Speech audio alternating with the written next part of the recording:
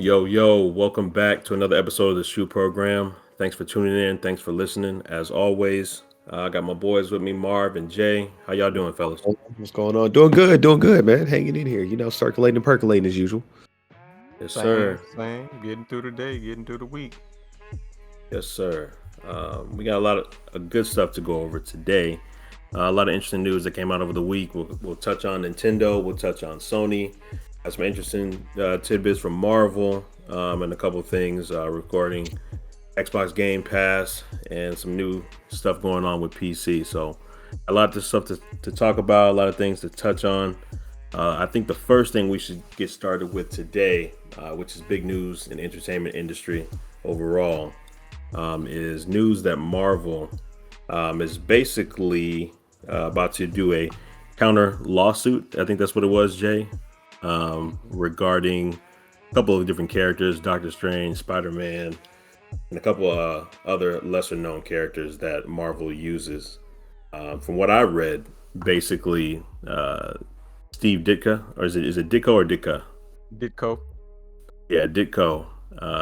Basically, the rights would be 100% to his heirs, and the people that own the rights to those characters would go to all of his heirs and his family, and Marvel wouldn't have the opportunity to use those characters anymore. So it's been a big thing that they've been talking about recently, and it will go into effect in 2023. So Marvel did a counter lawsuit today to try to keep those characters under the Marvel umbrella. Jay, I think we've spoken about this in the past about different characters. What do you think about this?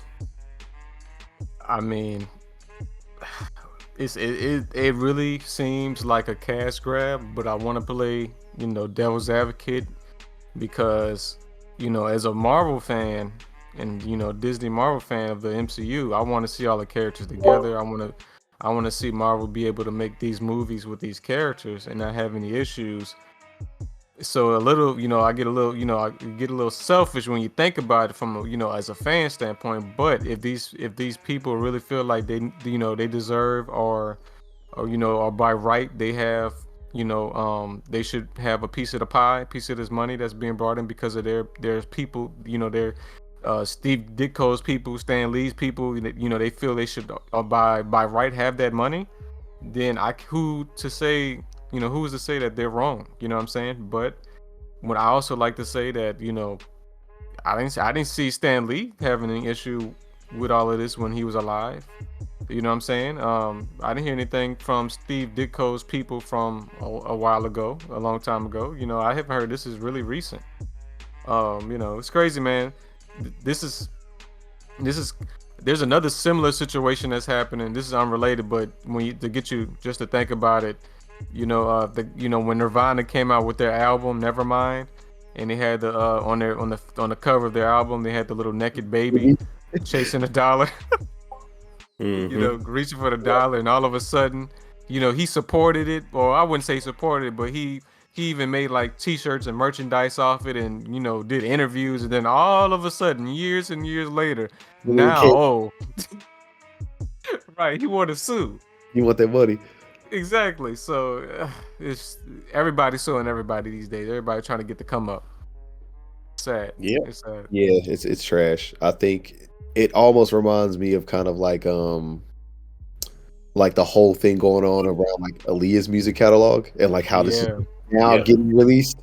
It's the same thing with this. Like, I understand that, hey, Stan Lee's people or whatever, yes, their relative father, grandfather, uncle, brother, created all this great content for people. But I don't like that because all these people want to do it for is the money, and then they just gonna gatekeep the content. And it's kind of just like, why do it? Or they're just gonna end up forcibly releasing things terribly, kind of like almost kind of like how Prince's family did his music after he died, like knowing that Prince doesn't release music the way that they did, and he just shoved it out anyway. Like, I get the point, but I would much rather them probably settle out and get into a point where they get a portion of like things being licensed versus like they get 100% control of everything, Mm-hmm. Right. Yeah, I mean, I heard that it was mentioned that what they'll try to do is settle outside of court, and that way they can retain the rights and just pay him like a pretty big sum, I guess, to keep it. But the question is, are his people going to be greedy and try to, make that a stupid amount? because there is a limit that Disney is going to do. Be willing I to pay. mean, it's these movies are they're making more than $1 billion. So I mean, when I look at it like that, I'm like, y'all better pay them handsomely because there's plenty of money to go around in a situation like that. And why should these studios executives be able to have access to all of that money? But then again, of course, they'll look at it like, well, they signed the contracts. This was the deal. This is what this is all legalified. So I do understand that point. But then again, I would be kind of sour too, seeing somebody make money off my brother or my grandfather, and I ain't seeing nothing. So yeah, man, that's a touchy one. That's a touchy one. True. I mean, you gotta look at you look at it from both ways. Like I totally understand where they're coming from. Like you said, if it's their brother, their uncle, their dad, or whoever, they should be getting at least like $50 to $100 million for this stuff. But they could come back with something stupid and be like, we want $3 billion per character. Like I mean, and then Marvel will be like, nah, I'm good. You know what I'm saying? So I mean, it really depends on where they come, like how they are. Like if they want to come from point of greed or if they just want to be serious about it. So it really depends. I will say too that I read also is that Jack Kirby, who worked with Stan Lee and actually designed the majority of the famous Marvel characters that we know of, there was a similar situation where his family actually sued Marvel in a similar situation like this, and Marvel and Disney had to settle out of court with that. But we don't know the amount that's been kept confidential. So, and apparently this is the same lawyers that was for that case with Jack Kirby are the same lawyers that's representing Steve Ditko and these other people. So yeah, shouldn't they be suing Sony about Spiderman though? I mean, technically it's not really Marvel, but I mean it's Marvel, but it's not owned by Marvel. So right. I don't know how that works, but because maybe Sony is getting sued in it, but from a certain standpoint, I guess I don't know. Yeah, Sony ain't got that Disney money. They got a lot of money, but we'll see. In other news, just a quick update on this. For anybody looking to go ahead and purchase Xbox Game Pass, it is currently on sale at Walmart. You can save $5 off, and that's as of September 22nd. So if you're looking to get Game Pass, which has good games now and will continue to get good games coming in the future, especially starting in November, I definitely suggest you go take a look at that. That's something that's well worth it. And $5 off is pretty good for that, considering that it's only $15 for the pass, or $20, so it's not too bad. Yep. Right. Something that I think was interesting, and Jay, I didn't even notice or hear about this until today, but I'm glad you brought it up. IKEA has a new gaming collection. Marv, what do you think about this? I mean, would you consider getting gaming gear from IKEA over like reputable online sources?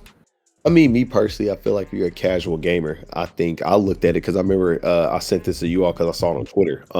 It looks good. I think for the price point, if you're somebody who got like an apartment, man, and don't want to fork off the multiple hundreds of dollars, or at least get a phenomenal setup. I mean, if you somebody, I think as a person who's worked in interior decor, you know what I'm saying, like luxury interior decor, I think it's a dope product line. I think for the simple sake of being able to take somebody who actually wants like a gaming space that actually looks cool versus it looking super, because I mean, let's think about it. Most gaming gear looks very like utility based. It's metal, hard lines, like very robotic, very like I'm about to be an MLG versus like, hey, the IKEA line is like warm neutral tones. Like your girl might not hate you for actually having this in the corner space of your crib, you know? So I think it's cool. I think it's accessible, which I'm always for versus, you know, locking things behind huge paywalls. So I'm all for IKEA doing this. And my thing is that, hey, it goes to show the power of the industry. It's growing its creative hand and being able to get in touch with bigger brands and being able to create cooler products. And I think at the end of the day, the consumers win. So why not? Agreed. Jay, what about you, man? I agree with everything Marv said. I really don't have really much to add because Marv said it all pretty much. I'm telling you now, I definitely need to get me an I don't know the appropriate name, but one of these, headset stands. I need one of those because I got 2 headsets, and I got my new Xbox surround sound headset. And I could probably use that CPU stand with the rollers with the wheels, so I can move my PC around. I'm definitely gonna be in IKEA for sure. Looking at some of these things. I already got my computer desk, so I mean, for the most part, most of my stuff is already set up. I could probably use some stands for my my monitors, because I got a 3 monitor set up, so to make it look a little bit more appealing. But yeah, man, I definitely will be in IKEA when it's launched. So I'm just hopefully some of this stuff doesn't get sold out quickly, because I think this is going to be a popular buy, especially with holiday season coming around too. I think it will, man. Anytime you have collabs, if it ends up in Hype Beast, it's over. True. That's true. Yeah, I mean, for me personally, I don't have a PC set up per se, but that headset stand you said, Jay, that actually looks pretty cool. To actually get one of those, and then that chair looks kind of fire. Something simple, something easy to move around, doesn't take up a whole bunch of space, and it looks, I wouldn't say futuristic, but it just looks more modern than a lot of the chairs that are out right now. So. Yeah, and I have purchased a lot of stuff from IKEA in the past, so I'm a big proponent of going through IKEA. So looks pretty cool to me. Yeah, I think it's fire. Moving on, Jay, I want you to kind of go over this Razer Gamer Thumb. I guess these are sleeves. What is this? Well, the article calls it Gamer Thumb condoms. But yeah, these are gamer sleeves for your fingers. This is ridiculous, first of all. This is look. To Mara's point, gaming is getting a little bit too popular because this is ridiculous. But yeah, Razer, the computer company, they developed some gamer sleeves / condoms, if you want to call it that, to protect your hands and get better grip when you're playing mobile games on your cell phones and mobile devices. So they're non-slip, and apparently they're being targeted to kids who are, a lot of kids are playing like battle royale games, like Fortnite and stuff like that. So they're lightweight. They say they come in just one size. They're breathable. Yeah, I'm good on it. I'm gonna pass on it. I'm not really a mobile gamer, so this is just excessive to me. I don't think anyone really needs this, but it's excessive. But hey, do your thing. If you need, you need to play Fortnite, you need some better grips. You want to get you some sleeves, some finger condoms. Hey, do your thing. Protect your fingers. Marv, Gamer Thumb condoms for Call of Duty. You getting them? No. First of all, Vanguard is trash. What I see. And another thing too is that, like, if it's for mobile, I could understand if this is like for joysticks, but my thing is that they have the caps you can put on the joysticks, so you don't really need them technically. Ooh. Like, so that's irrelevant. I don't forgot what that little piece is, and I'm pretty sure these probably are gonna be a nice piece of change versus the little caps you can put on your joystick. Those are like what, $5 a pack? Like, they're inexpensive. Right. And then everybody switched to the just like the Xbox came out with that gaming rig where you can put your phone into it, so you can play right. With an extra controller. Yeah, it kind of defeats the purpose. So I don't know. Maybe this is probably just catered to the hardcore. Maybe I don't know. Maybe they got a bunch of kids out there maybe hurting their hands, getting finger related injury playing, sweating on Fortnite or something. It's just indeed. Maybe there was a kid out there like, hey, we need to do something about this. I need some sleeves on my hand or something. I don't understand like the benefit of this. Like it's like the dudes that show up to the gym, the ball and like Jordans and like sleeves, and it's like, dude, we only playing like 21. Yeah. It's like, I don't understand the benefit or the advantage of having these, because I can't imagine like, oh man, I need better grip on my phone to be better at Fortnite. Right. That just doesn't make any sense. Like, what? So I don't know. I don't know. I don't know. I can see if you like don't want to try to get calluses or something like that, then sure, by all means. But if you playing mobile games that deep, then that's kind of problematic. I think this is just a hard pass in general for the whole SHU program. So yeah. Big pass. Jay, I know me and you spoke about this briefly on our podcast last week, but I definitely want to get Marv's take on it. You know, Sony recently had a showcase not too long ago, about 2 weeks ago, where they showed off games that are coming out into this year, early next year, and then a preview into 2023. Some of the major games that were announced was Spiderman 2, which I know, Marv, we talked about the first one not too long ago.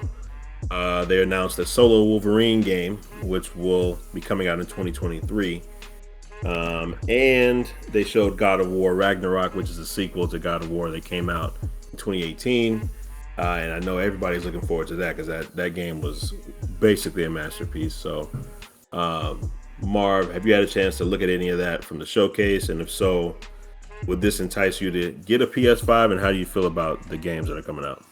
I mean, I've already been sold on getting a PS5. It's just getting a PS5 is literally like the hardest thing ever to do. And I think it's even worse now. Like when does something? I think I've been seeing rumors like people can't be able to get PS3s to like 2023. That's so crazy. Oh my god! Like some crazy tweet that I seen today, and I was like, that didn't make any sense. I think Sony, man, they got some heavy hitters, man. Heavy hitters. I really liked God of War. I like what I saw, even though I ain't played it in a minute. I mean, it's always been a great game. I just think we're starting it now in a sense, kick off next gen, and what we're seeing is like, okay, developers, y'all can't use COVID as an excuse anymore. Y'all got time. Y'all probably just send people back into these offices. You know, what have y'all been sitting on that y'all didn't release last year? So we're starting to kind of get inklings of, you know, all this work that we lost, you know, at the launch of these consoles of last year now, you know. So I'm excited to see how it comes out.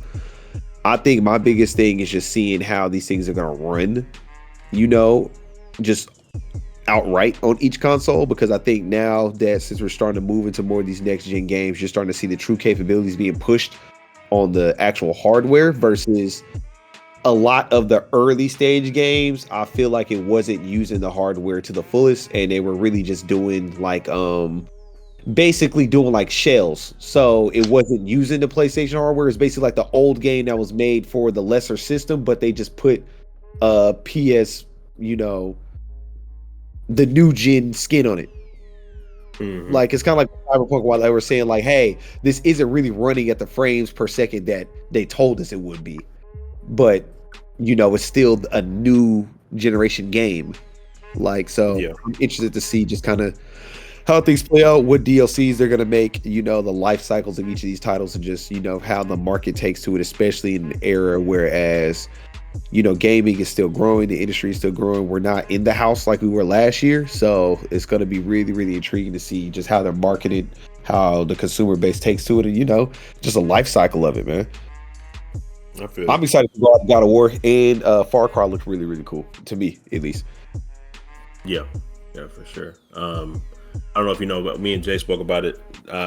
Tony Todd from Candyman will be voicing Venom in Spider-Man, so I thought that was pretty cool that they're hopping on that while he's hot again. So that'll be cool. And then me and Jay also spoke about how no one is really speaking about Kraven's voice in the trailer for the Spider-Man game. So I think that has the potential to be, when it's all said and done, at least for the time being, one of their highest selling games of all time, because the first one was legit.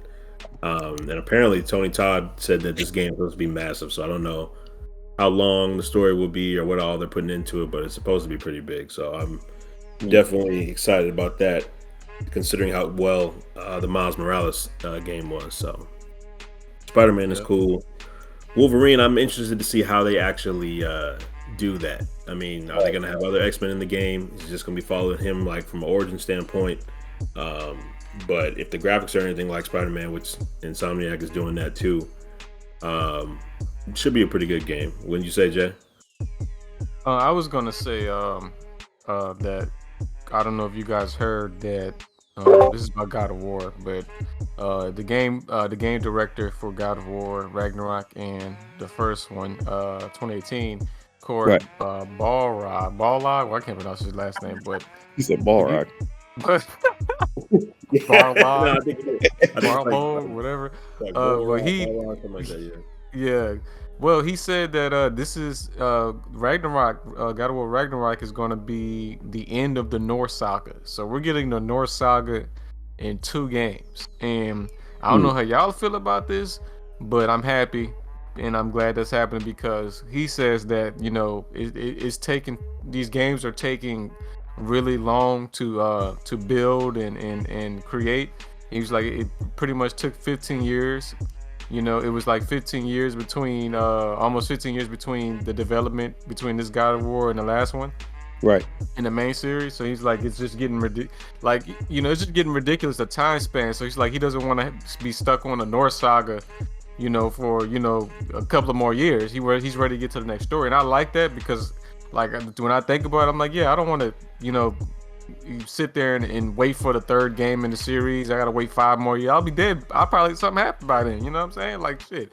I want to play the game, but yeah. So I'm glad and I'm ready to see where they take it after the story. And so I like the idea of ending this saga or this story in 2 games, and then letting them push the story further in a brand new experience, because the last God of War game before this one was back on PlayStation 3, and I think PlayStation 3, that was God of War 3 was the only mainline game on the PlayStation 3 in the God of War series. The other ones were like little spin-offs and like prequels, but I'm talking about in the mainline series, we only got 1 God of War game. That's ridiculous. And I meant the PS4. PS3. I'm sorry, PS3. So we didn't even get a God of War for no, we got a God of War for PS4. I'm getting confused, but yeah. So 1 game for PS3. Now we're about to get 1 game. We got 1 game for a PS4, and now we're on a PS5 now. So damn, it's like just 1 God of War game is coming out every time a console launches. When you think about it now, so it's just like 1 game per era. Okay, I feel you. I have 2 questions related to that though. Number 1. When they say the end of the Norse saga, are they trying to tell me that this is going to be the new Assassin's Creed and they're going to start going to different parts of the world for Kratos and a new story all the time, like which would be cool? I'm just trying to figure out exactly what they're doing with it. If they're talking about this is the end of the Norse saga, like, so okay, so you're telling me you're going to keep making God of War games, but you're going to move on to a different time period, different era, different historical background. Cool. So that's the first thing I'd be interested in finding out. That and then number 2, seeing the end of God of War, the last one that just came out, they got a lot of story to tell, and so if they are planning on doing all of that storytelling that they foreshadowed at the end of God of War, this game is going to have to be massive because they have a lot of stuff to touch on. So I mean, to me, when I heard that news, I was like, okay, that's cool. But like, if you want to wrap up the story right and tell everything you need to tell and show us all the characters that we haven't seen yet, show us Atreus' mom, and show us all this stuff, like, you kind of need 3 games for that. But I mean, I trust them if they know what they're doing, if they're able to fit all that in 2 games, and more power to them. Right. I will say that most of the major events are that pretty much follows the story of God of War 2018. From the game, you understand that they kind of happened before our story even starts. Right. So that could be an excuse that they're just using, like, we don't really need to retrade something. You kind of get told that in pieces as you go throughout the game. So I could see if that's what the route they're going, but hopefully it'll be something like how Tony Todd said with Spiderman. They're playing on a better engine now, so you get a lot more memory, a lot more things to do with a console like that. So you got a bigger world, bigger story. You could do the same thing with this God of War, hopefully. So maybe we'll see a long, lengthy story that completes it. I guess we'll see. I hope so, man. Do. It's gonna be interesting, man. And then also, I'm really not surprised. It kind of alludes to what EJ was saying at the end of the last game, just kind of like the story can be taken in so many directions. But I also think that with the next generation, this is probably going to be the standard for most games. Like, we're going to get like these epic, huge, hard-hitting titles. You'll get one every blue moon, because they're probably just going to set it up, add a whole bunch of DLC, and just keep adding to it, because these things are starting to get so big and so vast and wide that it's too much memory. So it's like you might as well just set the shell and then just add to it over time, kind of like GTA. That makes more sense. Like going completely. Yeah, man, who you telling, Jay? Whole new game, you know what I'm saying? Yeah. GTA, that's another story for another time. But I do feel what you're saying, Omar. I feel what you're saying. Yeah. Right, shit. The whole industry go GTA. We really ain't gonna be seeing no games. Yeah, we ain't gonna see no games. Speaking of GTA, I don't know if you saw that meme that came out. I think Marv, you might have sent it to us actually. It was old dudes. With the old dudes playing, but that one, and then there's another one that 2066. Yeah, man. Someone asked me the other day. I can't remember if I think it was I don't know if it was my dad or somebody asked about GTA. He was like, "When is GTA 6 coming out?" And I just started laughing because I'm just like, "Bro, we've been waiting on GTA 6. We literally, me and Marvin graduated from college the year that GTA dropped. Like literally, we graduated. GTA dropped that fall after we graduated from college, and we are still on GTA 5. Mind you, it would have been a 10-year anniversary from us graduating from college, and the GTA 6 has still not come out yet.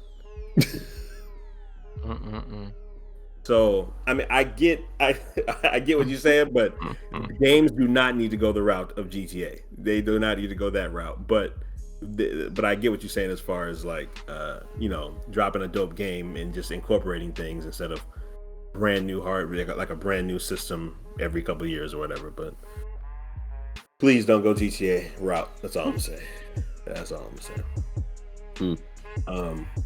Let's move on to something more recent. Yesterday, Nintendo. A lot of new games, a lot of new things that are coming out of the, what was it? Is it just like a Nintendo conference, Jay? Or what exactly do they call it? Yeah, it's called their Nintendo Direct. Direct. So it's basically their showcase of their games, just like how Sony and Xbox had theirs. So it's their whole presentation. Honestly, bro, and I don't think we touched on that, but I'll go back and talk about Star Wars here in a minute. But looking at a lot of the news that came out, the biggest thing that stood out to me was the new streaming service for their Nintendo 64 games and Sega Genesis games. I don't know if y'all saw that, but it's like a service where that was fire. Yeah, you can go back and play a lot of the mainstream Star Fox 64, Castlevanias, all that. That looks super fire to me. Marv, I don't think you have a Switch. Would that be something that you would get a Switch just for that? Yes, Nintendo's doing what's right, and this is what they're doing. Like I said, bro, Nintendo's almost like Nike, dog. They just gonna re-retro all this stuff. They don't have to make no new games. All they just can do, just like Marvel, just dip back in the catalog, pull out all the stuff that only came out of Japan that people have to get emulators for to play, and just make it come out in America, polish it up, make a new story, and boom, you got a whole new fan base to kids that didn't even grow up with a Super Nintendo. Now they get exposed to these games. Very true. A genius business plan. And then here's another thing: it costs you less money. You don't have to make a new title. You already got the content. All you're doing is just paying money to port the data over. Yep. I feel that, but to me, this is just Nintendo continuing to be lazy because, man, there's some games in the Nintendo eStore that caught my eye, but of course, it's always another Mario type game. There's more, Zelda stuff. I want to see some innovation, and I'm not seeing any innovation besides hardware. So that didn't impress me that they had a catalog of old, Nintendo 64 games and stuff like that. Because if you're part of the Nintendo service or whatever, their monthly membership to play games online, you get access to old games from the SNES, Super Nintendo, and some games from I think just from the Super Nintendo and the regular Nintendo. You get some games from back then already. So, I mean, that's nice, I guess, for from you get some games from N64 and but come on now, I want to see some innovation and some brand new titles. That's what I want to see. So, but I think if you're a hardcore, classic gamer, or you just grew up with a lot of those kinds of games and you like nostalgia, it'll definitely cater to you. But if you're looking for some brand new stuff, this is kind of weak to me. I feel what you're saying, and I've kind of, been on both sides of the fence when it comes to this topic, especially with Nintendo. Marv does have a point, though. I mean, they're following a business model that is going to continue to make them crazy, stupid money for years to come. At the same token, Jay, you are correct in, you got Microsoft, you got Sony out here continuously trying to buy studios, develop new systems, hire new writers, all these new IPs they're trying to create. And, we're basically judging those two companies off of what can you give us that's new. And Sony keeps coming out with Mario and Zelda. Like, I do see what you're saying. I think for me, what was exciting is, I still have my 64, but obviously, with new TVs and stuff like that, like I don't, plug it in and play. But having a Switch and now having access to play Star Fox 64 and go back and play all those games that I played as a kid, I think you hit it on the head when you said nostalgia. That's definitely a big factor in it. So anybody, 90s babies, late 80s babies, that's something that they will eat up, especially if they have a Switch. That's something that they can put a lot of time into, go back and play games, beat games they didn't beat when they were kids. So I still think it's super cool and it's really enjoyable, but I do understand and side with you also on the point that it's time for something new. And I go a step further too, like you mentioned hardware. The Switch is really cool. I like the way that you can use it portable, play on the TV and stuff like that, which is cool. But this last release they just had was pointless. You give us a new system and still not, what was it? It's 1080p. It's not even 4K yet. So they need to step it up when it comes to games, new IPs, and they also need to come up with a system or something that can really rival, or at least get on par with what Xbox or Sony is doing. But there were games that they revealed that do look interesting. I will say that. For sure. Metroid looked cool. A little bit they showed on that. I never was a Bayonetta fan. I didn't play that, so I don't know if y'all can speak to that or not. But I didn't play that. Bayonetta is hard. It's annoying. Like it's a very, very difficult game, but it's a dope game. It's a dope title. Yep. Yeah. They're really tapping into like their indie game bag. Like Nintendo really is like good for having just like these low key great indie games that are like phenomenal. Right. And Bayonetta was a Xbox exclusive back in the day, and then Nintendo somehow bought the rights or whatever, and now it's a Nintendo exclusive. So I haven't played the second one. And maybe I'll get. I don't know. I'll have to check it out and see if I even care to play a game like Bayonetta again. But yeah, I did enjoy the first one. But we'll see. I do. The new Kirby looks pretty cool. The Star Wars of the Old Republic, that might be something I might have to get. I'll tell you that. Well, while we're on that, I'll go ahead and I'll say what I was going to say earlier. So we didn't touch on Knights of the Old Republic earlier when we were talking about the PS5 PlayStation showcase. But for those who don't know, they're not doing a remake, but would you say, Jake, would you call it a remake, or would you just say it's an update of Star Wars Knights of the Old Republic for PS5? It's going to be a remake. Because they're adding in new elements, but they're keeping kind of like the same feel, but it's all new graphics. Yeah, it's gonna be it's the same story. It's just gonna be like a complete revamp of the game. So I think this is, so it's definitely like a remake. What was we had a game similar. We just had a game recently that was like this. It was a full blown like Resident, like we talking about like the Resident yeah, Evil. yeah, like yeah, something like Resident Evil, yeah, something like that, where they remade the whole game, same story, but just make it for modern day. Right. Me personally, I mean, I know we were talking to Marvin about this not too long ago, but Knights of the Old Republic is regarded as the best Star Wars game ever made. I didn't play it initially when it first came out on Xbox. I think it came out when we were in school, but everybody that I talked to who's a hardcore Star Wars fan who plays video games says that is the best Star Wars game ever made. Me personally, I think Jay would go with the last one. What was it, Jedi? What was the last? Order? Yeah, or Fallen Order. Yeah. I mean, for me, since that's the only one that I've played, that's the best Star Wars game to me. I haven't played Knights of the Old Republic yet, but I literally cannot wait to actually play that and see the story, because everyone keeps talking about how the story is so dope and it's one of the best Star Wars stories they've ever come out with. It will also be a PS5 exclusive. I don't know if we mentioned that last time, Jay. But that's another reason to get PlayStation 2. So True. If you do get it, I suggest you get Knights of the Republic. And we'll definitely do a walkthrough series on that. That's gonna be dope. So, right. Also, I'll say that don't forget Star Wars Knights of the Old Republic was made by BioWare back in the day before they did Mass Effect. So a lot of the things that we enjoy the Mass Effect series for, a lot of that stuff is kind of brought over from Knights of the Old Republic. So yeah, that's pretty cool. But yes, it will be, the old version will be coming out on Switch. So I'll skip that and just wait for the PlayStation 5 version.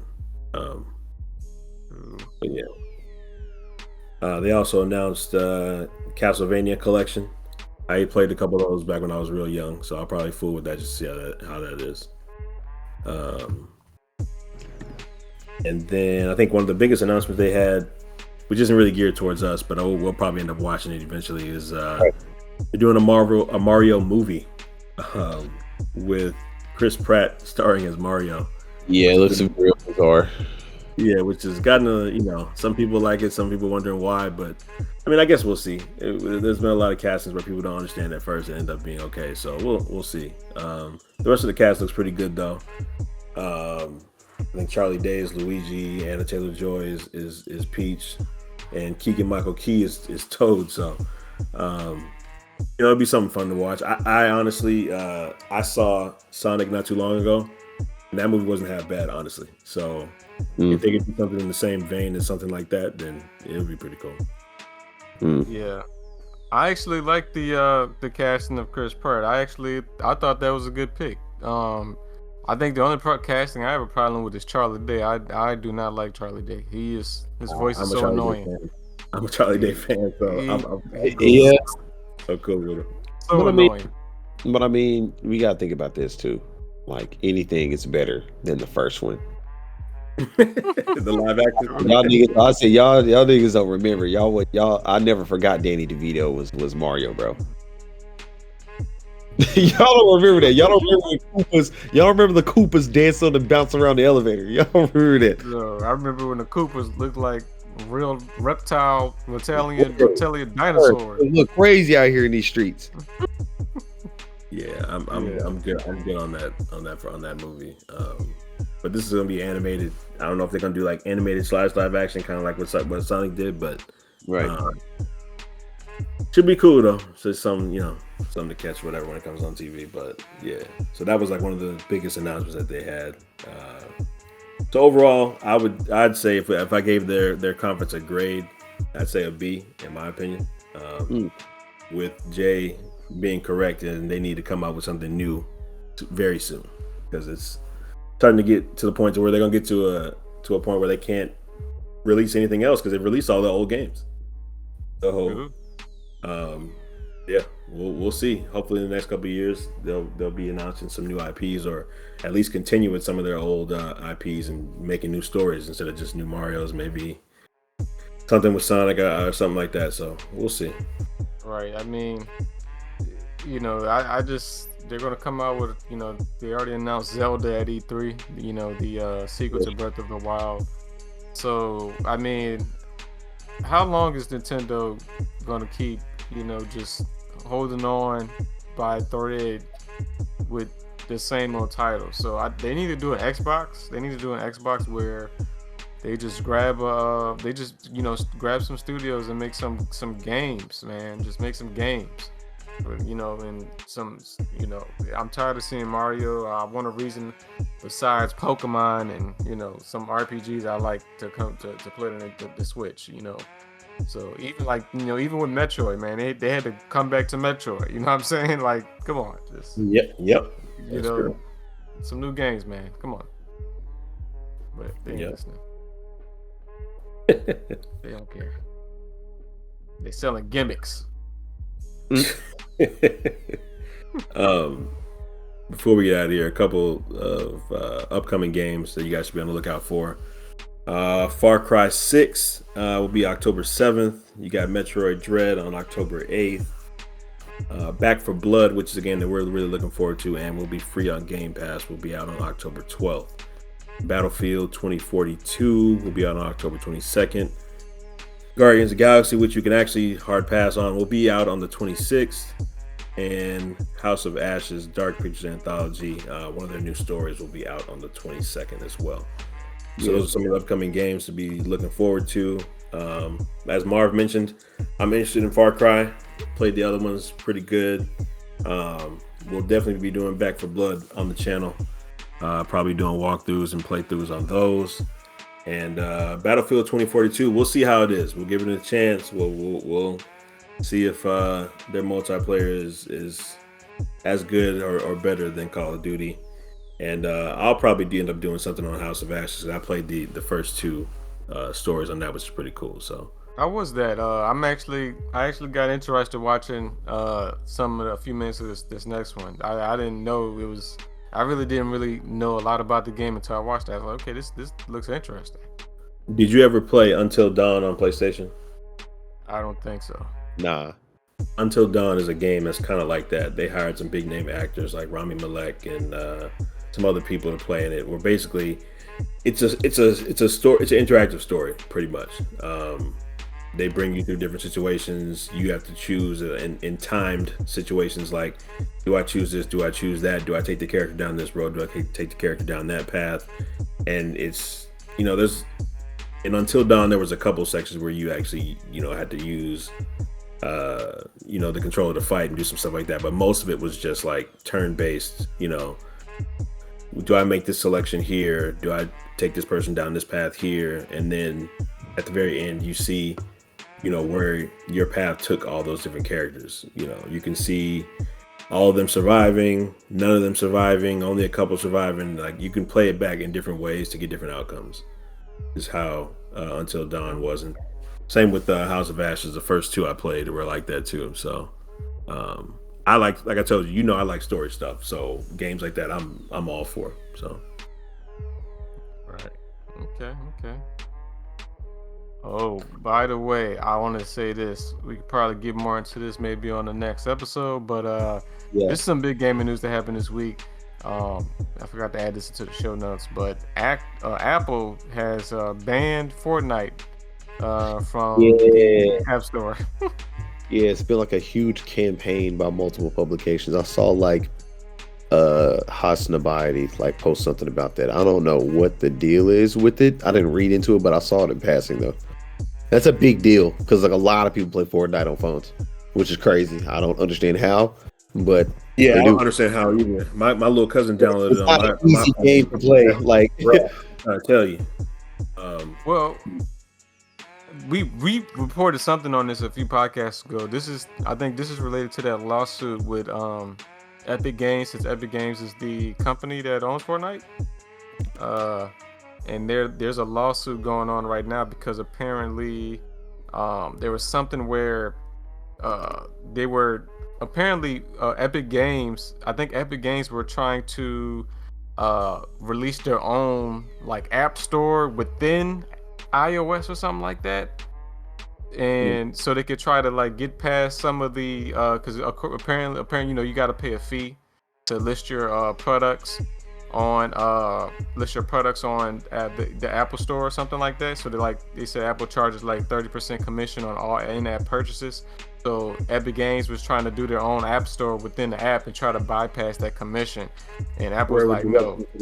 Yeah. So, I heard about it. So they're not playing. They are not playing. So hey, if you're using those finger condoms, you won't be using them on an iPhone. So that's wild, though. It's crazy because the court just ruled the other day that Apple could not stop them from directing people in the Fortnite app to their website to buy, I'm just gonna say VC because that's what I call it, virtual currency, to get, VC. And now Apple's like, all right, cool. Well, since y'all just ruled like that, we just gonna ban Fortnite in general. So that's crazy, honestly. Right. And they're saying that the whole lawsuit and the court battle is still going on, and what they're trying to do is this process may take 5 years or longer to get finalized on an actual decision. So until then, they can do it right now. That's true. Yep. So they're not playing. So this is gonna be interesting. Very interesting. That's a lot of money on the line. Yes, it is. That is crazy. So we'll see. We'll see how. Yeah. But all right, man. I think that wraps it up for this week. Unless y'all have anything else, I think we're good to go, Marv. Yeah, I think we're good to go. Thank y'all for tuning in to another episode of the SHU Program. Feel free to follow us on all of your social media platforms, especially on Instagram and YouTube. If you would like, follow our individual profiles on Instagram, YouTube, and also Twitter as well. And please stick around for more episodes in the future. Peace. Peace.